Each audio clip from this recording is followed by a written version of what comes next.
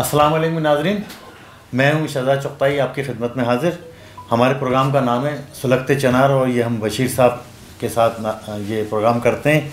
और बशीर साहब की अगर कुछ तारीफ़ मैं कभी कर देता हूँ तो ये कुछ नाराज़ भी हो जाते हैं। तो बहरहाल ये कि आज मैंने तय किया कि इनकी कोई तारीफ़ नहीं होगी और हम जो मौजू है उस पर बात करेंगे। हमारा मौजू वैसे तो कश्मीरी है, लेकिन ये कि अब जो हालिया दिनों में जो चंद एक वाक़या, इतवार को जो एक बहुत बड़ा वाक़या हुआ है और वो वाक़या 9/11 के बाद दहशतगर्दी का दूसरा बड़ा वाक़या है, जिस पे पूरी दुनिया, पूरा यूरोप और पूरा अमेरिका और पूरी क्रिश्चियन बिरादरी हिल के रह गई है। और ना सिर्फ क्रिश्चियन बिरादरी हिल के रह गई है बल्कि मुसलमान भी उस हिल के रह गए हैं। और मुसलमानों पर ये खौफ तारी हो गया है कि ये जो श्रीलंका का वाक़या हुआ है जिसमें ईसाई मरे हैं, तो अब खुदा ना खास्ता इसको इशू बना के फिर अब मुसलमानों पे कोई न्यूजीलैंड टाइप आफत या मुसीबत ना तोड़ दी जाए। बहरहाल ये तो वाक़यात हैं, लेकिन हमारा जो मौजू बुनियादी तौर पर कश्मीर है। और बशीर साहब नाराज़ हो जाते हैं, कहते हैं कि जी आप बहुत ज़्यादा बोलते हैं, बहुत ज़्यादा टाइम लेते हैं, तो मैं समअप कर रहा हूँ।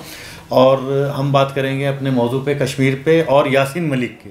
यासीन मलिक को एक जेल से दूसरी जेल में शिफ्ट किया गया और फिर वहाँ पे जो है उनको इलाज की सहूलतें नहीं मिल रही, जिस पे उनकी बेगम बहुत चरागपा हुई और उन्होंने जो है क्या कहते हैं ये अपील की है, प्रेस कॉन्फ्रेंस की है और दरख्वास्त की है कि उनके शौहर को, जो कि बहुत ज़्यादा अलील है, तिब्बी सहूलतें दी जाए। तो बशीर साहब बताइए ये क्या वाक़या है, क्या किस्सा है? देखिए शहजाद साहब ने जो तज़किरा किया इंटरनेशनल वाक़या का श्रीलंका का, तो उस पर भी एक मुख्तसर ये कि ये जो वाक़या हुआ है और इससे पहले जो न्यूजीलैंड में हुआ था मसाजिद पे जो फायरिंग और उसके बाद जो लोग 50 या इससे ज़्यादा लोग हलाक, शहीद और ज़ख्मी किए, ये इन सारे वाक़यात को इनके तनाज़ुर में ये कहा जा सकता है कि ये जो है ना पूरी दुनिया में दुनिया का मसला है दहशतगर्दी। और ये किसी एक मज़हब को इसका जो है ना इल्ज़ाम नहीं दिया जा सकता, जैसा कि कई अशरा पहले तहजीबों का तसादम, कई अशरा नहीं, तहजीबों का तसादम भी नहीं है, ये जो है टेररिज्म है, सिंपल। इसलिए अगर तहजीबों का तसादम होता तो न्यूजीलैंड की तहजीब ने इस दहशतगर्दी को कंडम किया, वहाँ की सारे सिविल सोसाइटी ने, वहाँ के सियासतदानों ने, वहाँ के वज़ीर आज़म ने।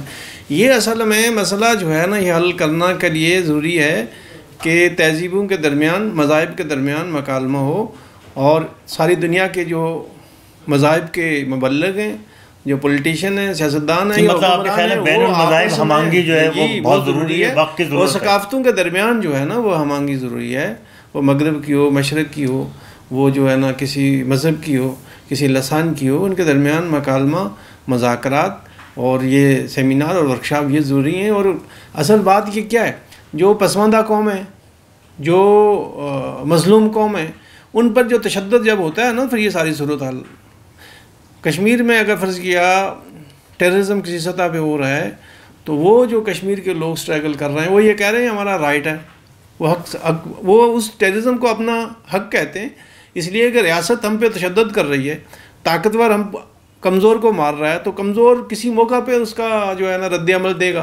तो ये जो अटैक होता है मज़लूम कौमों का, कमज़ोर कौमों का, जिसको फिर लोग आपका कहना है मतलब ये कि तो कश्मीर में दहशतगर्दी नहीं है, कश्मीर में नहीं है, कश्मीर में जहाद है, कश्मीर में नहीं है, नहीं बात जहाद की भी नहीं है जी, कश्मीर में नहीं है, फ़लस्तीन में नहीं है। इसी तरह के जो रियासतें या जो कौमें जिन पर तशद्दुद मतलब अपने हकूक़ के लिए, आज़ादी के लिए, जिनका बुनियादी, जिनकी ज़िंदगी का बुनियादी जो बुनियाद है वो सलब किया गया ताकत के ज़ोर पर, और वो ये चाह रहे हैं कि भाई उनको बुनियादी हक़ दिया जाए जो अल्लाह ताला ने दिया, जो सिविल सोसाइटी दे रही है, जो जिसको अक़वाम मुत्तहिदा रिकॉग्नाइज़ कर रही है, उसको आप जबर से दबाएंगे तो वहाँ तो फिर रिएक्शन होगा ना। जो उस रिएक्शन को आप दहशतगर्दी कैसे कह सकते हैं? जहाँ तक सवाल है यासीन मलिक का, तो शहजाद साहब यासीन मलिक जो है ये कश्मीर की इस मौजूदा जो तहरीक है, मैंने हमेशा ये कहा है और लिखा भी है कि ये जो मौजूदा तहरीक जिसमें 1 लाख लोग शहीद हो गए और कहीं नहीं 1.25 लाख तो अभी हालिया तहरीक, इस तहरीक का जो बानी है ये यासीन मलिक हैं। ये नहीं अब तो ये कथा कलामी में होती है। मैं अपनी मालूमात के लिए, नाजरीन की मालूमात के लिए पूछना चाहता हूँ कि इस वक्त क़यादत किसके पास है? मतलब इस वक्त लीडरशिप यासीन मलिक के पास है, सलाउद्दीन के पास है, या वो जो हुर्रियत कॉन्फ्रेंस है गिलानी साहब? देखिए मैं सुन ले 17 से ज़्यादा जमातें हैं जो अपना मंशूर रखती हैं, अपनी एक सोच रखती हैं इस नुक्ते पे आज़ादी के। उनका एक इत्तेहाद है ऑल पार्टीज़ हुर्रियत कॉन्फ्रेंस। उसमें ऑल पार्टीज हुर्रियत इन सब जमातों शामिल है। इन सब जमातों ने मुत्तफिका तौर पर 3 जो है वो लीडरों को नॉमिनेट किया लीड के लिए जी। तो ये कॉइन जो है 3 लीडर जो इत्तेहाद है या उसका जो वो है ये लीड कर रहे हैं सारी तहरीक को, जिसमें यासीन मलिक, मीर वाइज, उमर फारूक, उनका एक अपना तसलसल है गद्दी नशीनी के हवाले से, और अली गिलानी साहब जो बुजुर्ग सियासतदान हैं उनका एक मजहबी हवाले से एक बड़ा नाम है। तो ये 3 जो लीडर हैं ये अलग अलग सोच है। सलाउद्दीन साहब का भी, कमांडर सलाउद्दीन साहब का नहीं, भी नाम आता है। वो तो ज़ैली छतरी है ना, नीचे वो नीचे वो दूसरे तीसरे टायर के लोग हैं। टॉप लीडरशिप ये 3 है। इनमें से जो है इन पर ये इल्ज़ाम लगाया गया कि आप जो है पाकिस्तान से मनी लॉन्ड्रिंग से पैसे लाए और कश्मीर में आपने टेररिज्म फैलाया। ये जो तहरीक चल रही है, मसला जदोजहद चल रही है या जो भी हो रहा है, इसको हिंदुस्तान आर्मी दहशतगर्दी के ज़ुमरे में देखते हुए लोगों को कत्ल कर रहे हैं, मज़लूमों को, बच्चों को, ख़वातीन के साथ ज़्यादती हो रही है, असमंदर दरी हो रही है। वो 8 और 80 साल की जो है ना बच्ची और औरत में कोई फ़र्क नहीं है, और 5 साल और 70 साल के किसी मर्द में, किसी जवान में, किसी बच्चे में कोई इनको क्यों जेल में रखा हुआ है? यासीन मलिक को यासीन मलिक इस तहरीक के बानी हैं और कश्मीर की ये जो जदोजहद है, मसला जदोजहद के बानी और गोरिल्ला लीडर हैं, और उनके पीछे जो है लाखों लोग हैं। जब वो श्रीनगर में निकलते हैं यासीन मलिक और एक कॉल देते हैं तो लाखों लोग जो आ जाते हैं। अब हिंदुस्तान इस बात पे खौफजदा है कि ये जो लीडर हैं मीर वाइज, उमर फारूक, यासीन मलिक और अली गिलानी या इनके साथ जो दूसरे लोग हैं, इनकी बेगम ये तो मैदान में उनके बड़े बयान आते हैं प्रेस। ये हिंदुस्तान इसलिए खौफजदा है कि जब ये पब्लिक मूवमेंट चला रहे हैं, वहाँ मोबिलाइज़ कर रहे हैं आवाम को, और इसका जो एक बड़ी आवाज़ है, इंटरनेशनली आवाज़ जाती है, तो हिंदुस्तान की रसवाई होती है, क्योंकि वो झूठ और मकर फरेब पे है, तो उसकी रसवाई होती है। इसलिए इन्होंने आखिरी हरबे के तौर पर ये जो लीडरशिप है इसको ठिकाने लगाने का उनका प्रोग्राम है कि इनको मार दिया जाए। अब वो श्रीनगर में तो कर नहीं सकते थे। इस बंदे को इस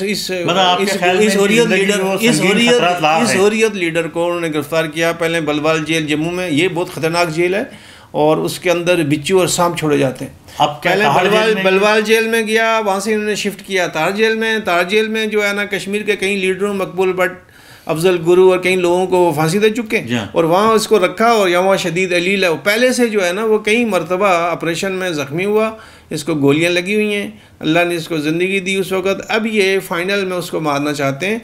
अब वो आखिरी स्टेज में है, शदीद अलील हैं और वो जो है ज़िंदगी और मौत की कशमकश में है। भारत जो है वो एक सियासी लीडर को, जिसके पीछे लाखों लोग हैं और सारी दुनिया में फैले हुए हैं। आज जो है कराची प्रेस क्लब के सामने भूख हड़ताल है यासीन मलिक की राई के लिए और उसको इलाज की सहूलत फराहम करने के लिए।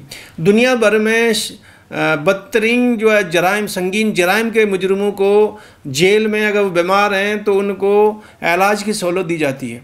और एक दुनिया की एक रियासत का लीडर जो आज़ादी की जंग लड़ रहा है, आज़ादी की तहरीक चला रहा है, वो इस टाइम तार जेल में शदीद अलील है। उसको भारत हुकूमत और मोदी सरकार एक गोली जो है ना टैबलेट देने के लिए तैयार नहीं है। और ये दुनिया के लिए, और ख़ुसूसन वो दुनिया जो जमहूरियत पसंद है, जो ख़ुद को सिविल सोसाइटी डिक्लेयर कर रहे हैं, जो आलमी हुक्मरान के कह रहे हैं वो मुस्लिम हो या कोई दूसरी रियासतें हों, ये उनके लिए शर्म का और डूब मरने का मुकाम है कि जिस इशू को, जिस मसले को उन्होंने अक़वाम मुत्तहिदा में तस्लीम किया, उस मसले को उठाने जिस शख्स ने उठाया या जो क़यादत उठा रही है, और भारत जो है वो सरकारी रियासती तशद्दुद के ज़रिए उस लीडरशिप को जो है ना वो ख़त्म करना चाहती है। तो इससे ज़्यादा क्या होगा? इससे ज़्यादा कश्मीर के लोगों के साथ, कश्मीर की तहरीक आज़ादी के साथ और कश्मीरी आवाम के साथ इससे बड़ा जुल्म क्या हो सकता है? और इस जुल्म के बावजूद ऐसे लोग जो ये समझते, जानते बूझते कि वहाँ एक ज़्यादती हो रही है, इंसानी हुकूक का मसला है, लोगों की आज़ादी का मसला है, वो आवाज़ नहीं उठा रहे। और उनके साथ जो तकलीफ़ें या उनके साथ जो तशद्दुद हो रहा है, भारत की मजम्मत नहीं कर रहे। हम जो है अपील करते हैं आज़ादी पसंद लोगों से, आज़ादी पसंद तंजीमों से, आज़ादी पसंद रोशन ख्याल हुक्मरानों से, कोई इस मसले में आगे आएँ इंसानियत के नाते पे, लोगों के जानों के उस ख़तरे को महसूस करते हुए। और कश्मीर की वो क़यादत जो इस वक्त आज़ादी की जंग लड़ रही है और पुरअमन तरीके से उनकी जानों को जो है हिंदुस्तान ठिकाने लगाना चाहता है, उनको मारना चाहता है, और जो इस तहरीक को क़यादत को ख़त्म करके इस तहरीक को ख़त्म करना चाहता है, जो मुमकिन नहीं है। इससे क्या होगा? इससे इस खित्ते में और टेररिज्म आएगा और दहशतगर्दी आएगी। अगर आज कहीं 100-200 आदमी किसी, तो यहाँ पर क्या होगा? ना सिर्फ हिंदुस्तान की आर्मी पे पुलवामा जैसे अटैक होंगे, बल्कि सिविल इदारों पर भी हो सकते हैं। वजह, जब आप इस तरह का तशद्दुद, रियासती तशद्दुद करेंगे तो आवाम का रिएक्शन, लोगों का रिएक्शन फिर उसी तरह आएगा ना। उसमें सही और गलत फिर तसव्वुर नहीं हो सकता, उसमें तफरीक हो ही नहीं सकती कि क्या सही है क्या गलत है। वो अपने खून का बदला फिर खून से लेंगे। उसमें कोई बेगुनाह भी मारा जा सकता है और गुनहगार भी, वहाँ आर्मी भी होगी और सिविल भी। तो इस अफरा तफरी और इस माहौल को जो इस खित्ते में होने जा रहा है, रोकने के लिए ज़रूरी है कि आलमी हुक्मरान, पाकिस्तान के हुक्मरान, हिंदुस्तान खुद इस बात को महसूस करें, हिंदुस्तान के हुक्मरान महसूस करें कि वो अपने ही कहे हुए, अपने ही तस्लीम किए हुए उस मसले को वो जो है उसको खुद रद्दियत दें और लीडरशिप के साथ, हमारी लीडरशिप के साथ इस कदर जुल्म सितम और ज़्यादती ना करें। नाज़रीन, आपने सुना कि हमारे बशीर सदोज़ई साहब ने कितना अच्छा तज़किया किया और बहुत ही यानी कि मुख्तसर वक्त में सारे मामलात का अहाता किया। और जो इन्होंने एक बात कही कि अब देखें कि ये हमारा जो एरिया है, ये जो इलाक़ा है हमारा साउथ एशिया, ये अब टेंस हो रहा है। और यहाँ पर देखें अफ़गानिस्तान में इतनी दहशतगर्दी या जहाद और धमाके और ये लड़ाई झगड़े अफ़गानिस्तान में बहुत ज़्यादा होते रहे। अफ़गानिस्तान में कुछ अमन हो गया है। अब अगर तालिबान और उनके दरमियान अगर मुज़ाकरात हो जाते हैं अमेरिका के दरमियान, तो अब सीज़ फायर के लिए वहाँ मुज़ाकरात होने जा रहे हैं। लेकिन ये कि हमने ये देखा कि श्रीलंका में जो वाक़या हुआ वो बहुत ही ज़्यादा खौफनाक था। शहजाद साहब, मैं इसमें एक तो तस्दीक करूँगा कि इंडिया की जो सिविल सोसाइटी है, इंडिया में बहुत सीनियर सहाफ़ी हैं, गुलदीप नायर साहब की बड़ा एक राय होती थी, इंतकाल हो गया, मर गए। और भी बहुत सारे लोग हैं, सिविल सोसाइटी है, अरुणवती राय बहुत बड़ी मुसन्नफ़ा। मैं इन लोगों से मैं अपील करूंगा कि ये जो भारत सरकार ने जो पॉलिसी इख्तियार की है, ये ख़ुद हिंदुस्तान के फ़ायदे में नहीं है, हिंदुस्तान के मफाद में नहीं है। हम चाहते हैं, कश्मीर के लोग ये चाहते हैं कि हिंदुस्तान मजबूत हो, हिंदुस्तान सलामती कौंसिल का मेंबर हो, हिंदुस्तान दुनिया में एक जो है ना वो क़यादत का रोल अदा करे। लेकिन हिंदुस्तान की जो लीडरशिप है वो हिंदुस्तान को ऐसे ऐसे ऐसे मसाइल में उलझा रही है और ऐसे इश्यूज़ क्रिएट कर रही है कि हिंदुस्तान की जो पोजीशन है वो कमज़ोर से कमज़ोर हो, और ये माजी में भी होता रहा है। तो मैं तो ये समझता हूँ कि जो मोदी जैसे लीडर हैं उसने हिंदुस्तान की जो पोजीशन है बहुत कमज़ोर की। लिहाजा सिविल सोसाइटी, हिंदुस्तान की सिविल सोसाइटी जिसका हमेशा रोल रहा है हर इशू पे, कश्मीर के इशू के अलावा हर इशू पे रोल रहा है, और वो जो है उन्होंने यासीन मलिक से, हिंदुस्तान की सिविल सोसाइटी ने यासीन मलिक से ये वायदा भी किया था कि हम कश्मीर के इशू को हल करने में हुकूमत हिंद पे जो है वो अपना दबाव डालेंगे। नहीं किया। आज भी हिंदुस्तान की सिविल सोसाइटी को ये वक्त है कि वो अपने मुल्क के मफाद में अब मुल्क को बचाएं। उनके लीडर जो है ना इस मुल्क को, हिंदुस्तान को ख़त्म करना चाहते हैं, इसको टुकड़े टुकड़े करना चाहते हैं। वहाँ नफ़रतें पैदा करके, वहाँ मज़ाहिब की नफ़रतें पैदा करके, वहाँ लसानियात, इलाकाई नफ़रतें पैदा करके, उसमें मोदी का रोल और ये बीजेपी का रोल जो है ना वो अहम है।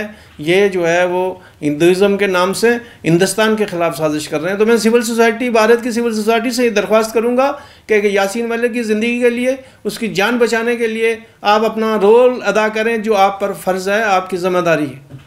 देखिए नाज़रीन, बशीर साहब ने अपनी बात की और मैं भी ये बात करना चाहूँगा कि 9/11 का वाक़या हुआ, न्यूजीलैंड का वाक़या हुआ और अब श्रीलंका का वाक़या हुआ। ये वाक़यात ऐसे थे कि जिनको कोई रोक नहीं सकता था। और इन ये वाक़यात यानी कि श्रीलंका का तो तय ही नहीं हुआ है कि श्रीलंका में किसी ग्रुप ने जिम्मेदारी कबूल नहीं की है, कि श्रीलंका में किसने धमाके किए हैं, किसने वहाँ पे दहशतगर्दी की है, तशद्दुद किया है।